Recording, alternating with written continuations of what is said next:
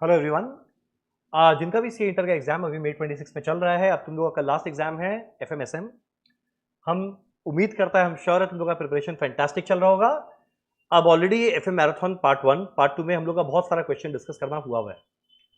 अब ये वीडियो में ज्यादा नहीं, मात्र 5 क्वेश्चन और डिस्कस करेंगे। जिस टाइप का कंसेप्ट ऑलरेडी पढ़ा हुआ है, पर इसका एप्लीकेशन एग्जाम के एक दिन पहले देखा हुआ रहे और फिर एग्जाम में अगर आए तो कर पाना बड़ा ईजी रहेगा। तो फटाफट एक बार वो 5 क्वेश्चन को बिना और एक्स्ट्रा टाइम वेस्ट किए डिस्कस करते हैं। पहला 2 क्वेश्चन डिविडेंड पॉलिसी का है, एक कॉस्ट ऑफ कैपिटल का है, एक हमारा कैश मैनेजमेंट का है एंड एक रेशियो का क्वेश्चन है। तो गिन के 5 क्वेश्चन हम लोग इस वीडियो में डिस्कस करेंगे। जिसका कंसेप्ट पता है, बस किस तरीका से करना है उसका एक बार फटाफट आइडिया लग जाए, तो अब उस टाइप का क्वेश्चन अगर एग्जाम में आए तो बिना कोई डिफिकल्टी के आराम से एग्जाम में अटेम्प्ट हो पाएगा। फटाफट देखते हैं हमारा पहला क्वेश्चन, क्वेश्चन नंबर 1। क्या लिखा है? वाई लिमिटेड प्रोड्यूस करता है energy drink in different flavours. Due to high demand of its product the rate of return on its earning दिया हुआ है 25%, यानी कितना रिटर्न आएगा? 25%। करंटली द कंपनी रिटेन करता है 60% ऑफ अर्निंग्स, यानी डिविडेंड पे आउट है 40%। मेरा पी रेशियो दिया हुआ है 8, अर्निंग्स पर शेयर दिया हुआ है 10। अकॉर्डिंग टू गॉर्डन मॉडल मुझे पहला पार्ट में कैलकुलेट करना है what will be the retention ratio. और मान लो मेरे कंपनी को मेंटेन करना है P ratio 12, given that the expected rate of return for investor है 20%। अब देखिए, एक्सपेक्टेड रेट ऑफ रिटर्न का मतलब क्या? इक्विटी शेयर होल्डर का क्या एक्सपेक्टेशन या चाहत है, और चाहत को ही हम लोग क्या कहते हैं? के ई। मेरा पी रेशियो दिया हुआ है 12, मुझे रिटेंशन रेशियो निकालना है, यानी बी निकालना है। और लगाना क्या है? Gordon model. तो सबसे पहले ना गॉर्डन मॉडल का फॉर्मूला लिखना, P0 is equal to D1 upon K minus g. मानते हो? अब मेरा P0 क्या है? Market price. अब मेरा अगला क्वेश्चन उठता है, P0 क्या है? नहीं पता। के क्या है? 20% पता है। डिविडेंड क्या है? नहीं पता। Growth rate B into r होता है। अब आर तो देखो मुझे पता है, रिटर्न आने वाला है 25%। बी क्या है मुझे नहीं पता, रिटेंशन रेशियो निकालना है। अब देखो तो डिविडेंड कैसे देंगे? जितना ईपीएस है into dividend pay out ratio. Dividend का अमाउंट कैसे मिलेगा? जितना ईपीएस कमाए into dividend pay out ratio divided by के माइनस जी। अब एक काम करते हैं ना, इस ईपीएस को नीचे ले जाते हैं। तो P0 क्या है? Market price. ईपीएस को नीचे लेकर चले गए, ये ईपीएस आया, क्या बचा? Dividend pay out ratio by के माइनस जी। तो सर आप ये सारा एडजस्टमेंट क्यों किए? कि हमारे क्वेश्चन में देखो क्या लिखा हुआ है, पी रेशियो दिया हुआ था। And what is P ratio?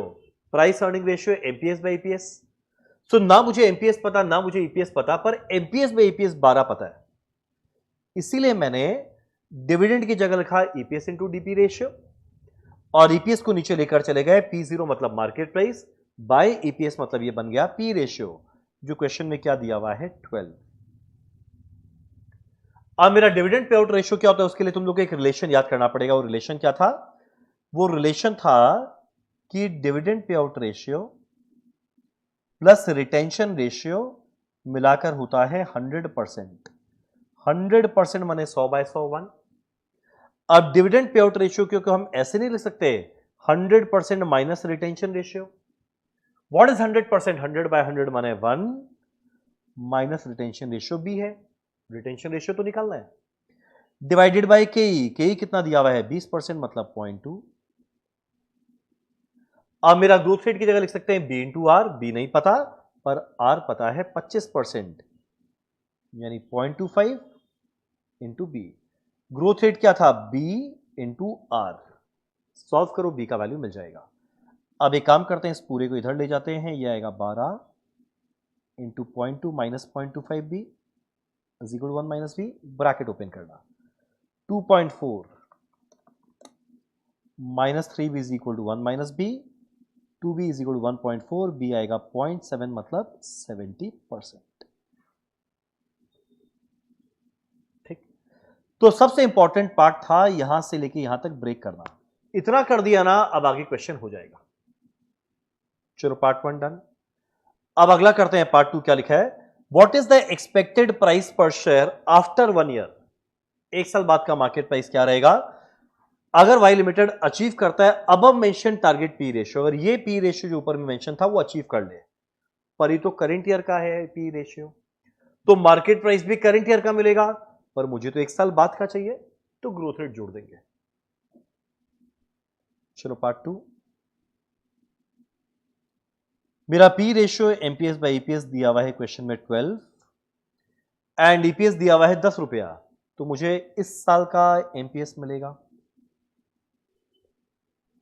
मुझे इस साल का एमपीएस मिलेगा, पर मुझे प्राइस चाहिए 1 साल बाद का, तो 1 साल बाद का प्राइस एमपीएस आफ्टर 1 ईयर जो करेंट प्राइस है प्लस ऐड करना पड़ेगा ग्रोथ रेट, और मेरा ग्रोथ रेट कैसे मिलेगा, b into are.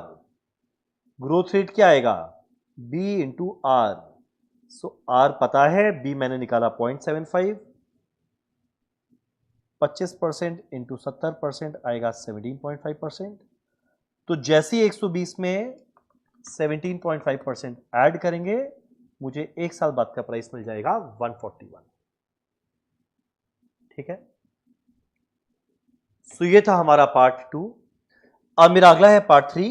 Will there be any change in retention ratio, अगर मेरा कंपनी पी रेशियो 10 रखना चाहता है, तो इस पार्ट में पी रेशियो 12 था, उसकी जगह 10 हो गया। Expected rate of return, expected मतलब मेरा क्या चाहत है, और इक्विटी शेयर होल्डर की चाहत को क्या कहते हैं, के। यानी जैसा पार्ट 1 है वैसा ही पार्ट 3 है, खाली 12 की जगह 10 हो गया, 20 की जगह 17.5 हो गया। तो देख सेम चीज वापस रिपीट करना है पार्ट 3 में। फॉर्मूला पता है P0 का, D1 upon K minus g. अब डिविडेंड क्या होता है, EPS into dividend pay out ratio.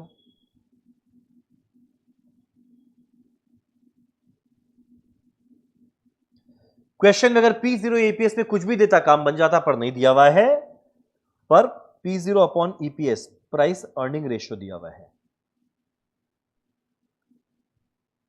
ये नीचे गया।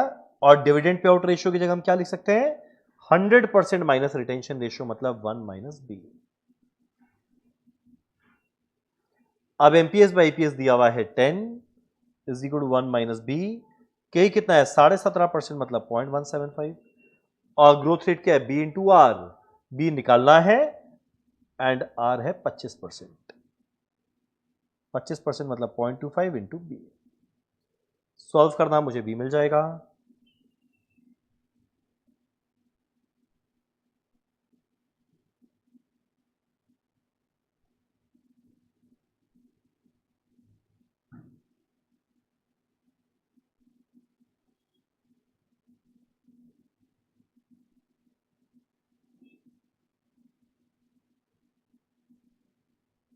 बी आएगा 0.5 मतलब 50%। तो ये वीडियो में खाली 5 ही क्वेश्चन डिस्कस करना था, हमारा पहला क्वेश्चन होता है खत्म। यानी बड़ा इंपॉर्टेंट स्टेप था ये वाला, ये समझ गए ना काम हो जाएगा। अब एग्जैक्ट इसी से मिलता जुलता एक और क्वेश्चन करते हैं, क्वेश्चन नंबर 2, वो भी डिविडेंड पॉलिसी का है।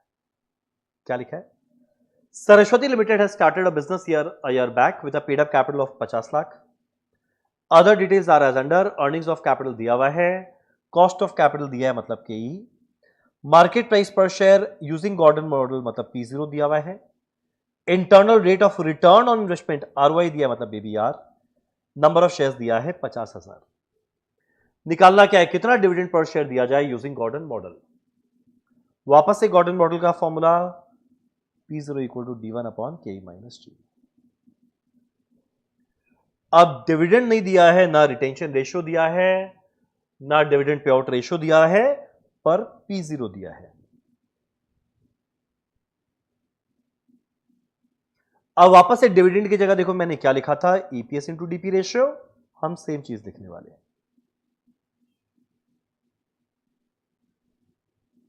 डिवाइडेड बाय के ई 8% minus growth rate, growth rate क्या होता है, बी इंटू आर, बी नहीं पता, पर आर है 12%, तो 12% मतलब 0.12 इंटू बी। अब ईपीएस मिल जाएगा, अर्निंग्स दिया हुआ है 5 लाख, नंबर ऑफ शेयर्स है 50,000, तो earnings per share 5 lakh by 50,000 10 into DP ratio, और जस्ट मैंने बताया डिविडेंड पे आउट रेशियो की जगह क्या लिख सकते हैं, 100% मतलब 1 माइनस रिटेंशन रेशियो मतलब 1 माइनस बी।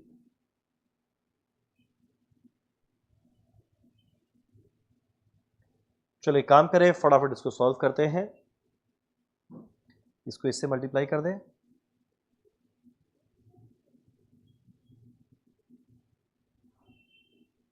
ब्रैकेट खोल दे इधर। तो चलो 159.09 इंटू 0.08 आने वाला है 12.7272।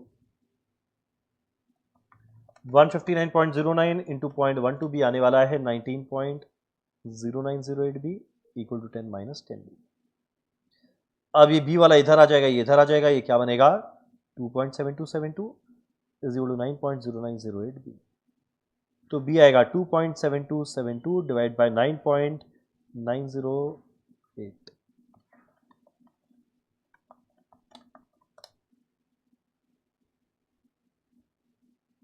9.0908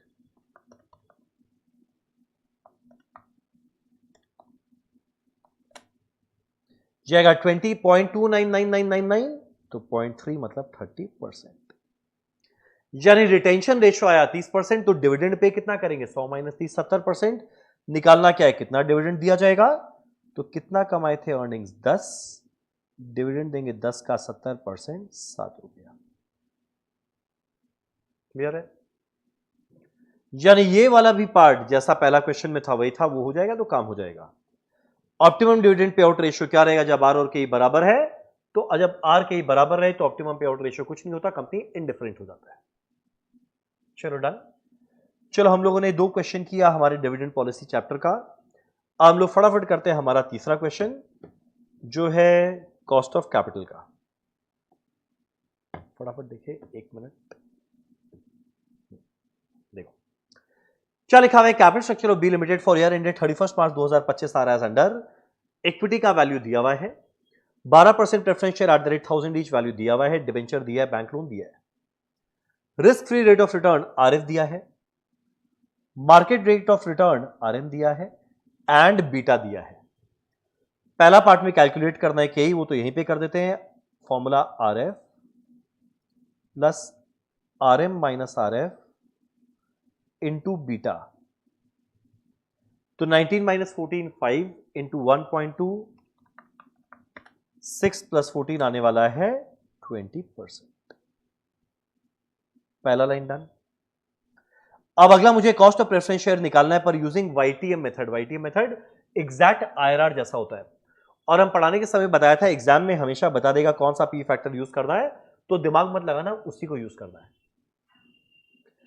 और 10% प्रेफरेंस शेयर रिडीम करना है 1065.4 after 3 year.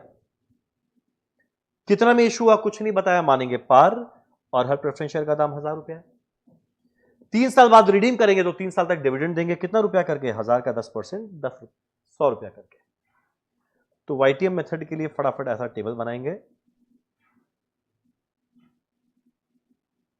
Particulars, time period. मेरा पी फैक्टर में 2 रेट है, एक 10% एक 14%। जो एग्जाम में क्वेश्चन में दे वही वाला यूज करना।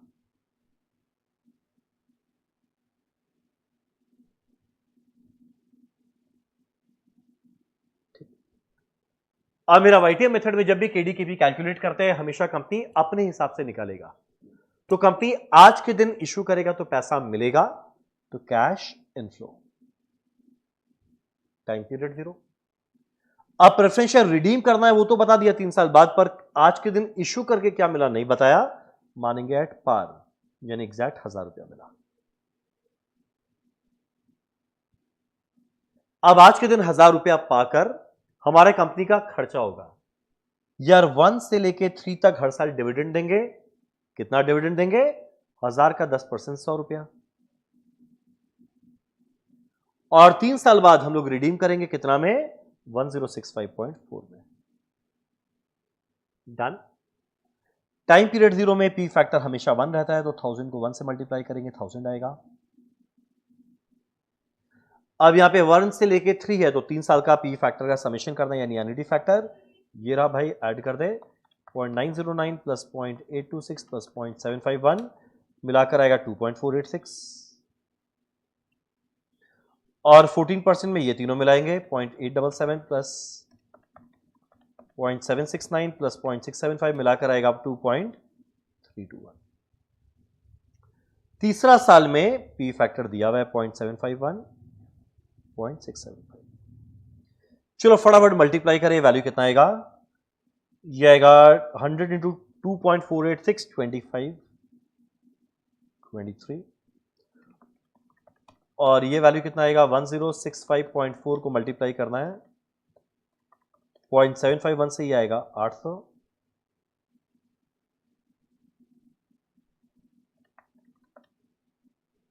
719, यह आएगा 825 और यह आएगा 742।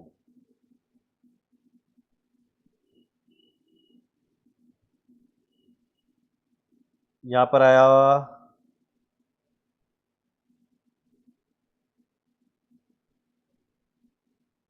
175, यहां पर आया 158। बस खाली मुझे एक बार क्रॉस चेक कर लेने दो मेरा कैलकुलेशन सही है ना।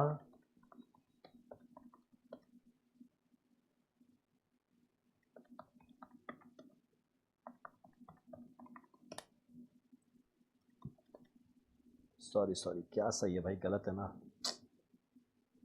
ये 249 है, ये 232 है, यानी आएगा 1049 और ये आएगा 951, यह आया -49, यह +49। पर मुझे यहां पे वो रेट निकालना है जब एनपीवी का वैल्यू 0 रहेगा। इंटरपोलेशन लगाएंगे। कैसे लगाएंगे? 10% में है -49, 14% में है +49। मुझे वो रेट निकालना है जब एनपीवी 0 रहे। तो क्या करेंगे? This minus this is equal to this minus this.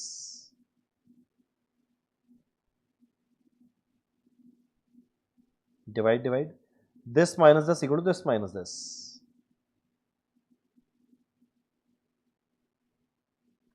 या x minus 10 divided by 4 is equal to 49/98। x आएगा 12%। तो हम श्योर है अगर वाइटियर मेथड तुम लोगों का पढ़ा हुआ है तो ये वाला पार्ट भी बड़ा इजी है, आराम से हो जाएगा। इस क्वेश्चन को करने का कारण पार्ट 1 और पार्ट 2 नहीं है, पार्ट 3 और 4 है। पार्ट 3 में क्या लिखा है? Interest on bank loan, interest on bank loan is 1.3 times of interest on debenture. यानी जितना भी डिबेंचर का इंटरेस्ट रेट रहेगा जो मुझे नहीं पता, बैंक लोन का रहेगा इससे 1.3 टाइम्स, 1.3 टाइम्स। तो एक काम करते हैं, डिबेंचर के इंटरेस्ट रेट को अगर x% माने तो लोन का इंटरेस्ट आएगा 1.3x%। आप डिबेंचर को रिडीम करेंगे पार में आफ्टर 5 ईयर, पार मतलब रिडीमेबल वैल्यू 100 रुपया आफ्टर 5 ईयर यानी एन। मेरा फ्लोटेशन कॉस्ट दिया है 4 रुपया पर डिबेंचर। फ्लोटेशन कॉस्ट कब लगेगा? इशू करने के समय। अब इशू कितना में किया नहीं बताया तो मानेंगे पार में इशू क्या होगा, यानी 100 में। इशू करके 100 मिला पर 4 रुपया फ्लोटेशन कॉस्ट गया, नेट प्रोसीड आया 96। टैक्स रेट दिया हुआ है 30%, कॉस्ट ऑफ कैपिटल है 14%, यानी वैट निकाल कर दे दिया। मुझे निकालना क्या है? पोस्ट टैक्स केडी क्या है using approximation method, interest rate on bank loan क्या है। तब एक काम करते हैं, एक बार मुझे केडी निकालना पड़ेगा अप्रोक्सीमेशन मेथड के द्वारा। फॉर्मूला क्या है? Interest into 1 minus T plus RV minus NP by N whole divided by RV plus NP by 2 into 100। अब इंटरेस्ट कितना देंगे जरा देख तो, 100 का x%, तो 100 इंटू एक्स बाय 100, 100 गया बचा x।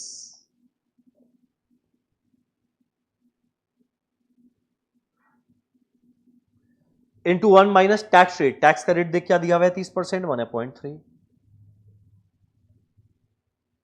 मेरा रिडीमेबल वैल्यू है 100, इशू करके 96 मिला, डिवाइडेड बाय n5, या 100 प्लस 96 बाई 2 इंटू 100। ये क्या आएगा? 0.7x। ये आएगा 100 माइनस 96, 4 बाय 5.8। ये आएगा 196 बाई 2, 98 इंटू 100। अब और आगे इसको रिड्यूस करना पॉसिबल नहीं है, पर 100 डिवाइड बाय 98 निकाल सकते हैं, जो आएगा 1.0204,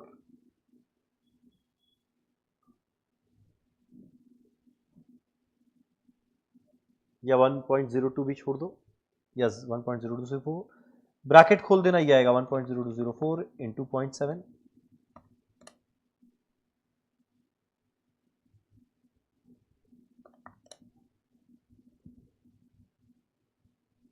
यह है हमारा केडी। अब अगला मुझे कॉस्ट ऑफ लोन निकालना है। अब लोन के बारे में ये नहीं बताया, रिडीमेबल नंबर ऑफ ईयर्स नहीं बताया, तो इरिडीमेबल वाला फॉर्मूला लगेगा interest into 1 minus T by NP into 100। अब इंटरेस्ट कितना देंगे, देख लोन का वैल्यू है 6,40,000, इसका 1.3x%,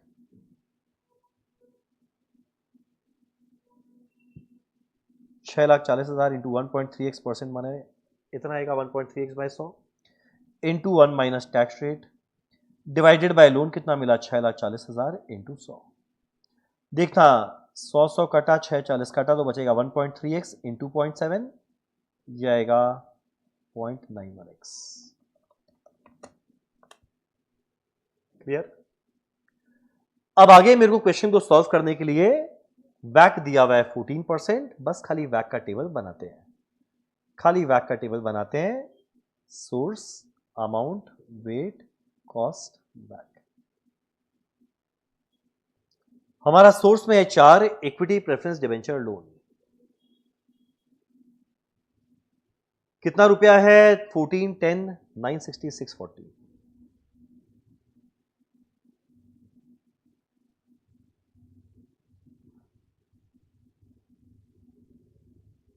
यह मिलाकर 40 लाख। अब वेट आएगा 14 लाख बाय 40 लाख 0.35, 0.25, 0.24, 0.16 मिलाकर 1।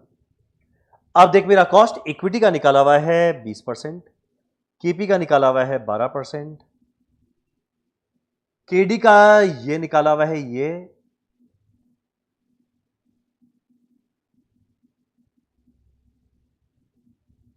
एंड लोन का निकाला हुआ है 0.91x। एंड बेस्ट पार्ट है हमारा वैक यानी ओवरऑल कॉस्ट ऑफ कैपिटल निकाल कर दे दिया 14%। चलो 0.35 इंटू 20 होता है 7, 0.25 इंटू 12 होता है 3, यानी ये दोनों मिलाकर पता है किसके बराबर आएगा, 14 में से 10 हटाओ, दोनों मिला के 4 के बराबर। तो एक इक्वेशन बनेगा this into this plus this into this is equal to 4। Solve करते एक्स का वैल्यू मिलेगा। फटाफट अगर हम लोग सॉल्व करें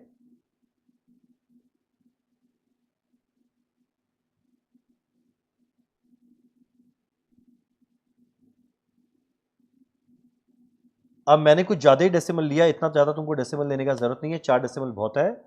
0.1714x प्लस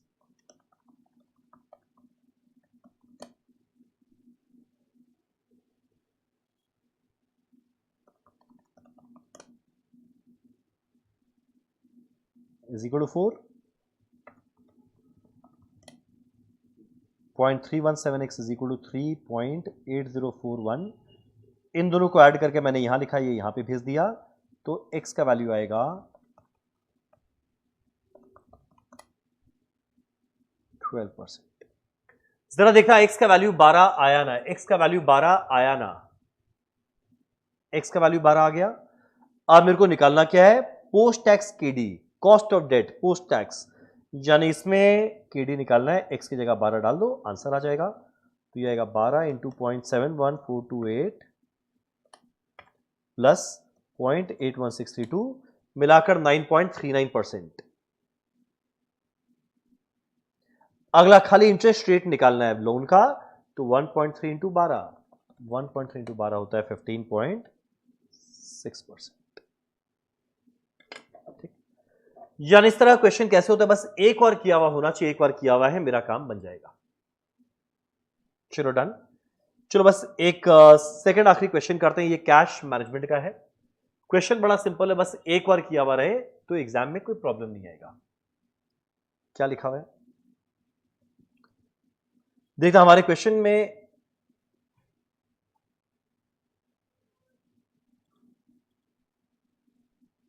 सॉरी बीच में वॉइस चला गया था। चलो मेरा अगला क्वेश्चन नंबर 4 क्या लिखा हुआ है, RG limited has estimated that the number of operating cycle in a year will be 3। साल में 3 ऑपरेटिंग साइकिल है।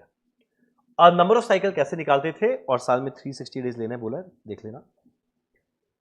3 ऑपरेटिंग साइकिल होगा साल भर में। याद करो हम लोग नंबर ऑफ साइकिल कैसे निकाला करते थे, 360 divided by operating cycle. 3 cycle है, यानी ऑपरेटिंग साइकिल क्या आएगा, कैश कन्वर्जन साइकिल क्या आएगा, 360 डिवाइडेड बाय 3 यानी 120 दिन का। यानी एक साइकिल 120 दिन का है, तभी तो साल में 3 साइकिल होगा। मेरा amount of working capital required after taking 5% unforeseen contingency is 101,850। यानी मान लो मैंने वर्किंग कैपिटल निकाला है 100 रुपया, तो कंटिजेंसी 5% जोड़कर यानी 105 के बराबर ये वैल्यू आया। यानी अगर मैंने वर्किंग कैपिटल निकाला है, अगर मान लो 100, कंटिजेंसी 5% जोड़ा यानी ये वैल्यू 105 के बराबर है, तो मैंने लोन का अमाउंट कितना निकाला था, 101,850 105 के बराबर है, तो 100 का वैल्यू पता है कितना आने वाला है, 97,000। अब मेरा अगला क्वेश्चन उठता है, वर्किंग कैपिटल लोन का अमाउंट हम लोग निकाला कैसे करते थे, हम लोग कैसे निकालते थे वर्किंग कैपिटल लोन का अमाउंट, कैश कन्वर्जन साइकिल में याद कर, साल भर में खर्चा क्या चाहिए divided by number of cycle. साल भर में खर्चा क्या लगेगा divided by number of cycle, उतने रुपए का तो लोन चाहिए। तो लोन का अमाउंट पता है ये कैसे निकालते थे, साल भर का annual expense divided by number of cycle, जो क्या दिया हुआ है 3। तो साल भर का खर्चा क्या आएगा, 97,000 इंटू 3, जो कितना आने वाला है 291। यानी साल भर में खर्चा करना है 291, तो जो साल भर में खर्चा करना है वो क्या होता है, कॉस्ट शीट का टोटल कॉस्ट यानी cost of sale. So cost of sale आया हुआ है 291। ठीक है, अब मेरा ओपनिंग स्टॉक ऑफ एफजी दिया हुआ है 3100, closing stock will be lesser by 4200, तो 31,100 में से 4200 लेस कर, ये बनेगा 26,900। Opening FG closing FG. मेरा ओपनिंग रॉ मटेरियल दिया हुआ है, क्लोजिंग रॉ मटेरियल दिया हुआ है, opening WIP 20,500, closing WIP will be more by 1800, तो 20,500 में 1800 और जोड़ दे, क्लोजिंग स्टॉक कितना आएगा 22,300। Opening closing opening closing opening closing RM WIP FG सब दे दिया। मेरा वेजेस एंड मैन्युफैक्चरिंग एक्सपेंसेस दिया हुआ है 12,800, सेलिंग एंड डिस्ट्रीब्यूशन दिया हुआ है 30,000, एवरेज क्रेडिटर्स दिया हुआ है, मुझे टोटल ऑपरेटिंग एक्सपेंस निकालना है जो जस्ट मैंने निकाला 291, सीओजीएस निकालना है, कॉस्ट ऑफ प्रोडक्शन निकालना है, रॉ मटेरियल कंज्यूम निकालना है, परचेज निकालना है और हर तरह का पीरियड निकालना है। सबके लिए पहले बनाते हैं कॉस्ट शीट। कॉस्ट शीट का पहला लाइन क्या होता है, रॉ मटेरियल कंज्यूम्ड, पर वो कैसे मिलेगा, opening raw material plus purchase minus closing raw material consumed. अब रॉ मटेरियल कंज्यूम क्या आता है, wages and manufacturing expenses 1,800,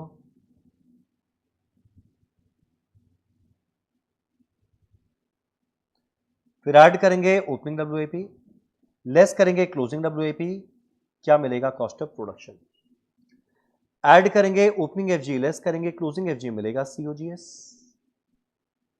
and COGS के बाद लास्ट में बस मुझे ऐड करना है सेलिंग एंड डिस्ट्रीब्यूशन 30,000, क्या मिलेगा, कॉस्ट ऑफ सेल, एंड मेरा कॉस्ट ऑफ सेल देखो मैंने निकाला हुआ है, कितना निकाला था 291। आप जरा बैक कैलकुलेशन करें और पूरा का पूरा कॉस्ट शीट कंप्लीट करें, 291 माइनस 30 261, ओपनिंग क्लोजिंग एफजी दिया हुआ है भैया 31,100 26,900,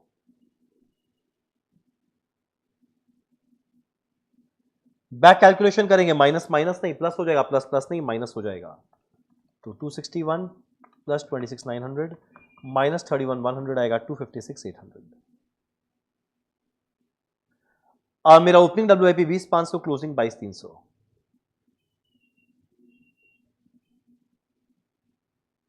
उल्टा चले, माइनस माइनस नहीं प्लस हो जाएगा, प्लस प्लस नहीं माइनस हो जाएगा,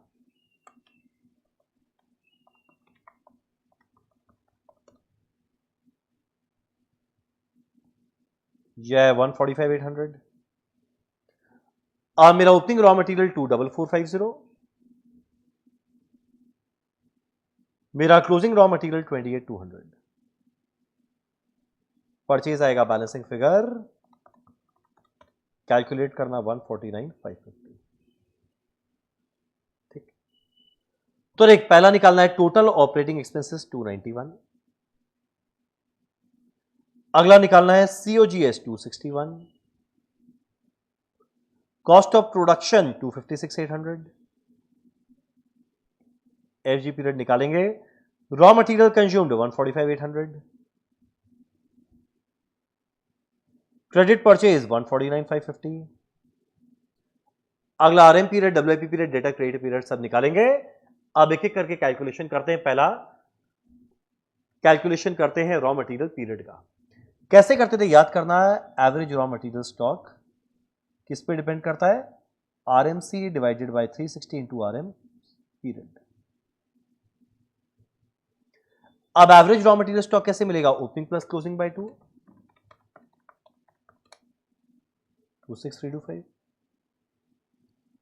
is equal to raw material consumed 145,800 divided by 360 into RM period।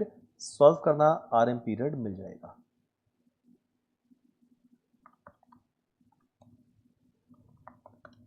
ये आएगा 65 डेज।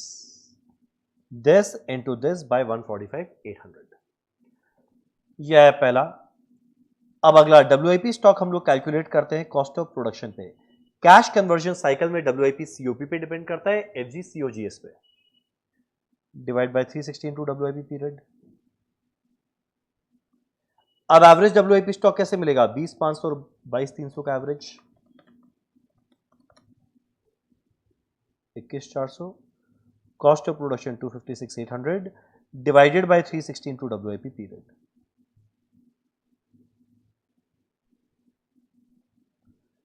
कैलकुलेट करना, ये वैल्यू पता है कितना आने वाला है, 30 डेज।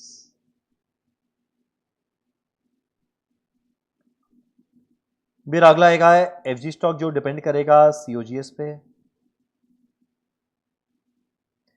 अब एवरेज एफजी स्टॉक कैसे मिलेगा, 31,100 प्लस 26,900 डिवाइड बाय 2, 29,000। COGS है 261 divided by 360 into FG period. Calculate करना है एफजी पीरियड कितना आ जाएगा,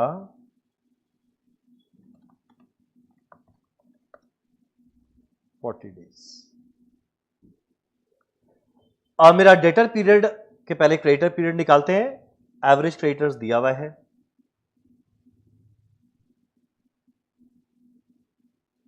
किस पे डिपेंड करेगा, credit purchase divided by 360 into creditor period. अब मेरा एवरेज क्रेडिटर्स दिया हुआ है 26170।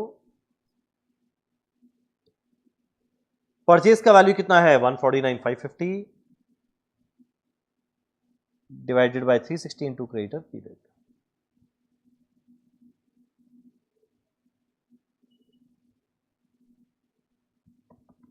जरा देखना ये वैल्यू कितना आ जाएगा, 63 डेज। अब लास्ट में डेटर पीरियड निकालना है, जिसके लिए चाहिए मुझे क्रेडिट सेल पर नहीं दिया हुआ है, पर घबराओ मत। ऑपरेटिंग साइकिल 120 डेज था। एंड ऑपरेटिंग साइकिल क्या होता था, RM period plus WIP period plus FG period plus debtor period minus creditor period 120। अब बाकी सबका पीरियड निकाला हुआ है 65, 30, 40। डेटर पीरियड निकालना है, क्रेडिटर 63, ये आया 120। तो देखना डेटर पीरियड कितना आ जाएगा,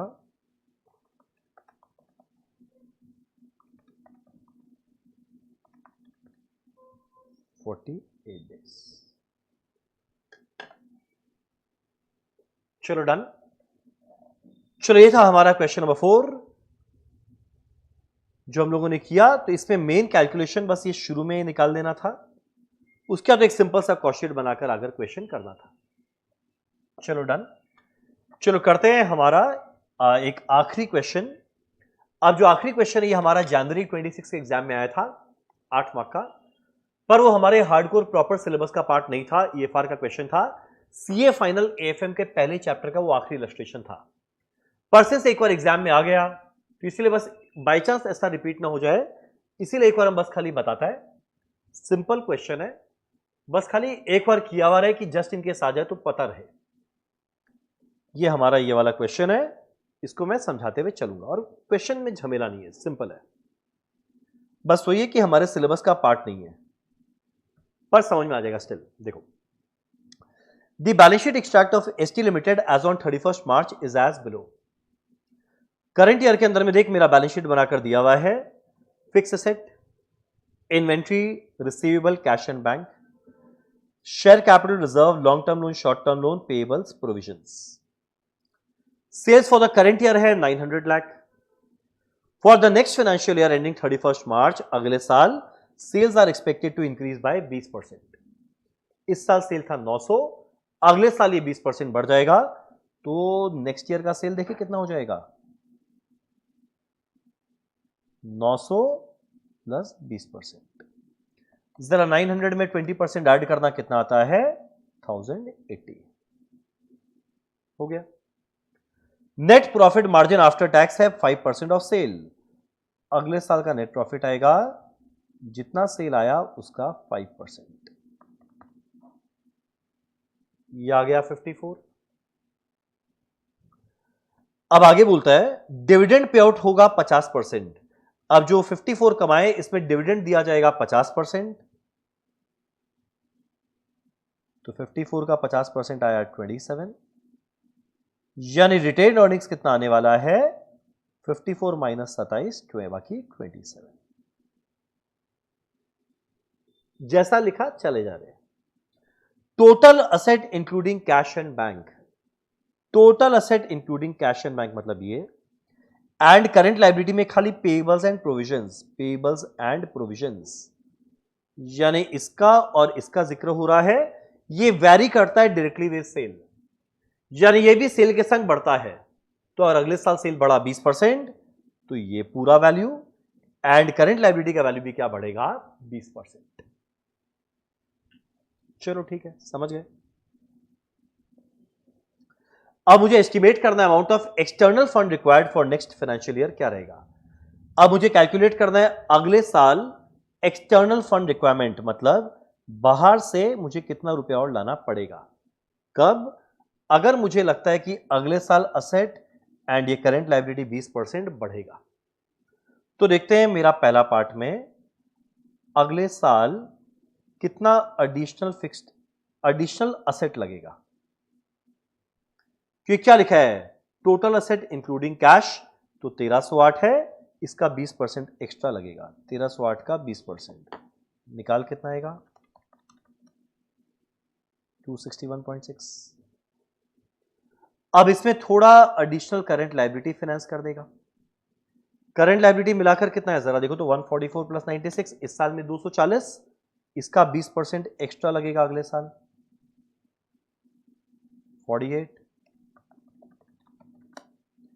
यानी एडिशनल 213.6 अगले साल लगने वाला है। एडिशनल 213.6 अगले साल लगने वाला है। अगर असेट इतना ज्यादा चाहिए, करंट लायबिलिटी इतना ज्यादा चाहिए, यानी मुझे पैसा 213.6 एक्स्ट्रा लगेगा, जिसमें 27 तो अगले साल रिटेन अर्निंग से ही आ जाएगा। इसमें से रिटेन अर्निंग से आ जाएगा 27, तो एक्सटर्नल फंड रिक्वायरमेंट आएगा दिस माइनस 27 186.6, यानी जो मेरा अगले साल रिटेन अर्निंग्स आया 27, वो तो चलो अवेलेबल है। तो हम लोग क्या जाने, अगले साल सेल्स बढ़ रहा है 20%, असेट भी बढ़ेगा 20% क्योंकि यहां लिखा है ये दोनों भी बढ़ेगा 20%। तो देखिए कितना असेट और लगेगा, कितना करंट लायबिलिटी और आया, तो कितना रुपया और लगेगा, जिससे कुछ तो रिटेन अर्निंग्स काम आ जाएगा, बाकी एक्सटर्नल फंड रिक्वायरमेंट रहेगा। कितना आएगा 186.6। पहला पार्ट डन। अब बोलता है जो एएफआर आएगा वो कहां से लेकर आऊं, या एडिशनल फंड कहां से लेकर आऊं। शॉर्ट टर्म लोन से कितना लेकर आऊं, अगला लॉन्ग टर्म लोन से कितना लेकर आऊं, अगला इक्विटी से कितना लेकर आऊं। तो अगले साल चाहिए तो सही 186.6 ज्यादा, कहां से कितना लाए, इसके लिए 3 कंडीशन है। पहला, current ratio must be maintained eight 1.4। Current ratio को होना पड़ेगा 1.4, करंट रेशियो को 1.4 रहना पड़ेगा भाई, यानी CA by CL has to be 1.4। अब मेरा अगले साल का करंट असेट क्या रहेगा, एक बार निकाले, 360, इस साल का 360 प्लस 270 प्लस 78, 708 का करंट असेट है, पर अगले साल ये 20% बढ़ेगा। इसमें 20% बढ़ा 849.6 डिवाइडेड बाय करंट लायबिलिटी 1.4, यानी पता है करंट लायबिलिटी लगेगा 10 बाय 1.4 606.8। 8,6 इतना मेरा नेक्स्ट ईयर करंट लायबिलिटी लगना चाहिए, नेक्स्ट ईयर होना चाहिए, इतना नेक्स्ट ईयर होना चाहिए। पर मेरे अनुमान के हिसाब से कितना रहेगा, देख 240 है जो 20% बढ़ के 240 में 20% बढ़कर 288 हो जाएगा। यानी और भी मुझे रुपया चाहिए कितना, 318.86 318.86 मुझे अगले साल शॉर्ट टर्म लोन कहीं से लाना पड़ेगा। 318.86 लोन चाहिए जिसमें 220 तो करंट में है। सोचो अगले साल सीएल इतना चाहिए, टोटल करंट लायबिलिटी, जिसमें मेरा प्रोविजन और पेबल्स मिलाकर इतना आ रहा है। तो बाकी शॉर्ट टर्म लोन से चाहिए जिसमें ऑलरेडी 220 मेरे पास पड़ा हुआ है, minus existing short term loan 220 पड़ा हुआ है, तो एडिशनल शॉर्ट टर्म लोन कितना लगेगा, 98.86। तो शॉर्ट टर्म लोन से लाना पड़ेगा 98.86। अगला ratio of fixed asset to long term loan होना चाहिए 1.5। Ratio of fixed asset to long term loan होना चाहिए 1.5। अब देखिए मेरा फिक्स्ड एसेट अगले साल क्या रहेगा, 600 था जो 20% बढ़ने वाला है यानी 720 divide by long term loan 1.5। तो मेरे को लॉन्ग टर्म लोन से कितना चाहिए, ये इधर गया 720 बाय 1.5 कितना होता है 480। टोटल लॉन्ग टर्म लोन चाहिए 480 और एग्जिस्टिंग 420 पड़ा हुआ है, एग्जिस्टिंग 420 पड़ा हुआ है, यानी एडिशनल लॉन्ग टर्म लोन कितना चाहिए 60। एडिशनल लॉन्ग टर्म लोन चाहिए 60। तो सेकेंड पार्ट भी हो गया। अब लास्ट में इक्विटी से कितना लाना है, देख भैया टोटल मुझे लाना था 186.6, ये तीन जगह से मिलाकर 186.6 लाना था। शॉर्ट टर्म से लोन लेके आना पड़ेगा 98.86,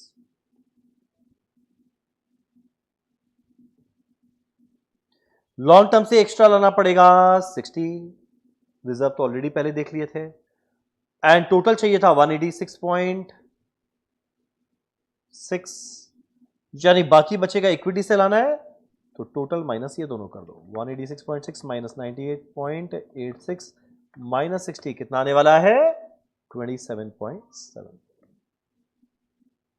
ठीक, तो ये क्वेश्चन में झमेला नहीं था, बस एक बार किया हुआ होना चाहिए, क्योंकि ईएफआर क्या होता है आदमी समझ ही नहीं पाएगा। ईएफआर का वैसे तो एक डायरेक्ट फॉर्मूला है सीए फाइनल एएफएम में, पर अब फॉर्मूला बताने का कोई सेंस नहीं है, कॉमन सेंस से करवाना ज्यादा बेटर समझा।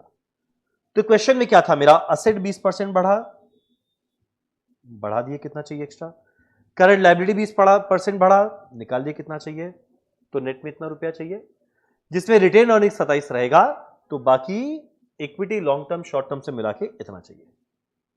शॉर्ट टर्म से कितना लाना है, उसके लिए करंट रेशियो का इस्तेमाल किया, अगले साल सीए क्या, तो सीएल क्या होना चाहिए, जितना सीएल आए हटाए, शॉर्ट टर्म लोन हटाए, बाकी और चाहिए लोन।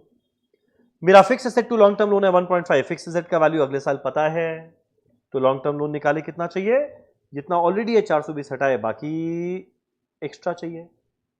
तो टोटल ईएफआर में से शॉर्ट टर्म लॉन्ग टर्म आया, बाकी इक्विटी से चाहिए। डन। ये पीडीएफ तुम लोग के इस वीडियो के डिस्क्रिप्शन में मिल जाएगा। हम उम्मीद करता है ये 5 क्वेश्चन को कर लेने से जो और थोड़ा बहुत अच्छा टाइप का क्वेश्चन था वो भी कवर हो गया। सो 2 मैराथन एंड ये सेशन आई थिंक 45 मिनट्स का करने से तुम्हारा काम हो जाएगा। चलो done, thank you so much, bye bye.